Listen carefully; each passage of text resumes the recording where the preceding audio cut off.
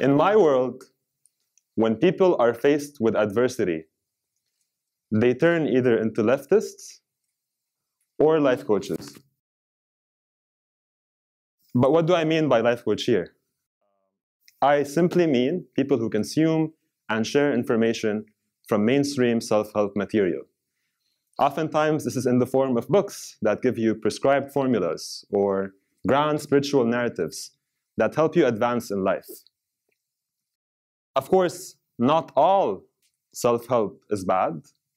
I've read some great things that are incredibly insightful, well-informed, and humble about their recommendations. And they're relatable as well, because they target people who can relate to those experiences. Those tend to operate on the margins, however, not the mainstream.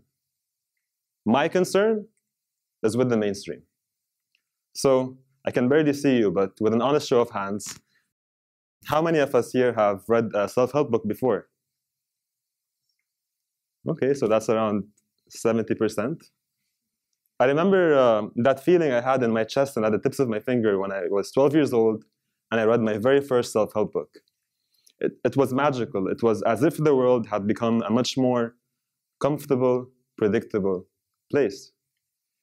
I was fascinated by what I was reading, so I read more and more books, subscribed to more and more newsletters, attended talks, workshops, trainings, and even did the firewalk 4 times.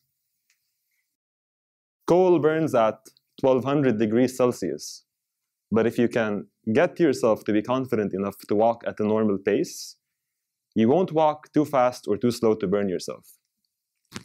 The idea is that if you can get yourself to be confident enough to walk on fire, then you should be able to get yourself to be confident enough to do pretty much anything.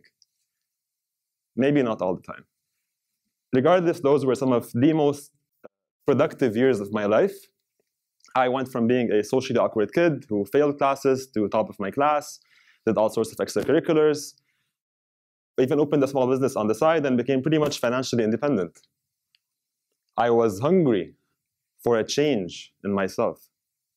So I read pretty much most of the bestsellers and followed on their success advice religiously.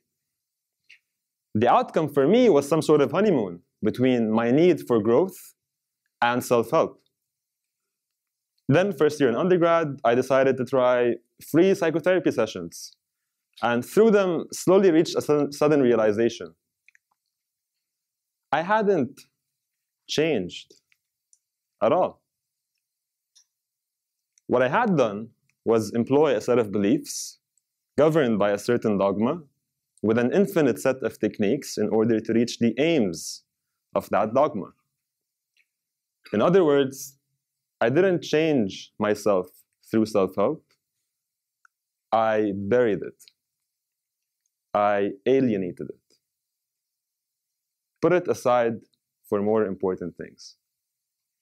Can you imagine 3 years later how shocking of realization that was?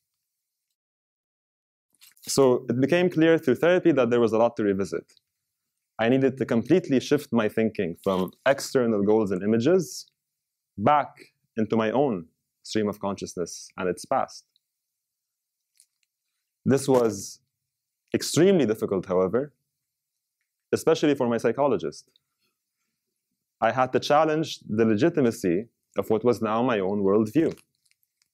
However helpful self-help was, it came at a cost to my own well-being. So with my therapist, the more I persevered against the masters of perseverance themselves in my head, the more I could unpack and deconstruct a lot of the beliefs that I had acquired throughout the years and examine their impact on myself and my relationship with the world more thoroughly. So what were some such beliefs? A most central one to my teenage life was the importance of always avoiding negative thoughts, feelings, and people whenever they may arise, and immediately shifting into positive thoughts, feelings, and contexts. Great. This wasn't just prescribed in situations where, you're giving a talk at TEDxLSE and you want to maintain your grip. This was also prescribed in situations where you or your close ones are feeling down for whatever reason. The erroneous idea is that it's always better to immediately shift someone's mood from a negative to a positive one, instead of allowing them to process those feelings. It's a strange application of Stoicism, really. You're asked to exercise massive amounts of self-discipline on your thoughts, feelings, and behavior, but somehow you're told this is actually enjoyable. Through therapy, I learned that this worldview perpetuates what I like to call a strong individualization of narrative. Success is framed almost purely as a product of an individual's actions. Less and less emphasis is placed on context, and the weight keeps on surmounting on you as an individual to adapt and deal with that context. Then you can pull out any number of metaphors, such as grabbing the steering wheel of your life, and you feel empowered to take control over your life. I'm privileged enough to exercise that sort of agency in my life, and maybe you are too. But for the vast majority of the world, this is just fantasy. And it's a fantasy that's problematic because it perpetuates an even more prejudiced view towards disadvantaged people. For example, take this popular motivational Instagram post where they try to explain why poor people are poor and rich people are rich, and it's all about mentality. For example, you notice that poor people blame others, whereas rich ones are responsible. There's a grammatical mistake here. Fears change, poor people fear change, but rich people embrace change. My personal favorite, causes problems and solves problems. This is horrible. But this is it's also a logical extension of this earlier thinking. Of course, if it's all about the individual and how they deal with their own lives, and context doesn't matter that much anymore, then it's logical to reach the conclusion that poor people are lazy and rich people are amazing. And regardless, even if this mode of thinking somehow turns out to be in your professional benefit, it remains quite dogmatic in what it considers success. And it may result in a failure to appreciate context, coincidence, and randomness. My therapist for 3 years was a brilliant psychoanalyst called Antoine Khabbaz. Antoine sadly passed away last summer, leaving behind a legacy of saving and improving the lives of literally thousands of people, including my own. Antoine's untimely death served to be my ultimate disillusionment. Not in any sad way, but quite a liberating one. The fictions I survive on surfaced for me, and I could see through self-help a lot more clearly. Then I came to LSE, and like any good social psychology student, turned to see what's in the literature about self-help. I'll quickly share with you a couple of really interesting studies. The first is called On the Reception and Detection of Pseudo-Profound Bullshit. This is a tweet used in the study to illustrate what is meant by pseudo-profound bullshit. Attention and intention are the mechanics of manifestation. Hashtag cosmic consciousness. This is a sentence. It has great syntactical structure, but otherwise, it has no connection to meaning or truth. How then do we ourselves become bullshittees? It's when we don't critically engage with the material, that instead we project meaning onto the bullshit where there is none. Intentionally manipulative use of language is rampant in self-help literature. The books I have in mind ask you to a priori or beforehand believe in what they're preaching to you in order for it to work. And this is a petty application of cognitive biases. Sure, if you already believe something is true, you're going to find evidence everywhere that it is in fact true. Of course, that's just one example. Of course, not all of us read self-help in the same way. Most people I know read it with a big bite of skepticism and pick and choose what they like. Great, I did that too. I'm not interested in creating a character profile of how different ways of reading self-help can have different outcomes for you. That's a whole different research project. I'm mainly interested in what a content analysis of self-help can tell us about it and its impact on us and our relationship to the world. This is one of very few industries that boomed right after the 2009 Great Recession.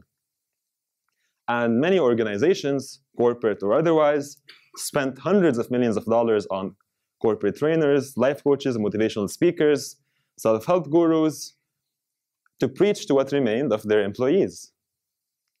And it's an interesting phenomenon. Why? Why do some managers find this such a worthwhile investment in the face of maintaining and paying your employees? My impression is that there's a perception amongst some managers that self-help somehow improves productivity and well-being. And not only that, the organization itself becomes the birthplace of the individual's newfound spiritual awakening. This now allows us to ask the question of self-help for whom? Because we live in a market-based society, consumption is not only an end for an individual, it is also a coping mechanism in order to navigate such a society. In that sense, self-help is a great product. What makes it a successful product is that it routinely capitalizes on your vulnerabilities, insecurities, and ambitions. We live in a world where a lot of us experience an inability to create power and meaning in our lives. And this results, particularly at work, this results in a sense of alienation. We feel alienated from who we are and what we do. Most of us at work put themselves aside until the tasks are completed. Self-help is a standardized system of beliefs and assumptions about the world that tells us exactly that feeling of power and meaning we need in our lives to cope with our feelings of alienation. It is a system shaped not so much by the exchange of ideas, but by the forces of a fiercely competitive market. Another study by Jennifer Rindfleisch summarized the content of many mainstream self-help books beautifully. Take a quick quote. Self-help processes distract individuals from engaging as concerned citizens with political and community debates required to address the multiple large-scale social challenges currently facing the world, such as the global financial crisis or global warming. Self-help as a commodity and coping mechanism, then, seems to me to influence public discourse about the world today. In my experience, critiques of modern-day society on the left and right are not faced with ideological argumentation from each other, but the works of self-help. I can think of so many conversations with people where they complain about unfair treatment, unfair wages at work, for example, only to be pushed down by the works of self-help. They're told not to spread negative energy, to pull themselves by the bootstraps, to download the mindfulness app. This is irrelevant commentary that dominates an ideological debate. And that's a problem, because failure to respond with relevant commentary to these very serious issues doesn't advance solutions for them. So you download the mindfulness app. You read custom-designed self-affirmation cards stapled next to your bed. You're taught 1,001 tools to live by this lifestyle and agree with the worldview that the system is fine and it is your duty to deal with it. If you apply these self-help tools, you might, like me, experience self-alienation as an individual. Resorting to self-help as a means of coping with the challenges of our tough world, of the feelings of alienation that we sometimes get in living our tough world, oftentimes only results in more self-alienation and contributes nothing to solving the complex issues of our tough world. We need to engage more critically as individuals who experience self-alienation, not only with global challenges facing all of us today, but especially with products that sell us standardized solutions to our complex and intertwined personal problems. Regardless of where you stand on the issue, we need to keep the ideological debate an ideological one.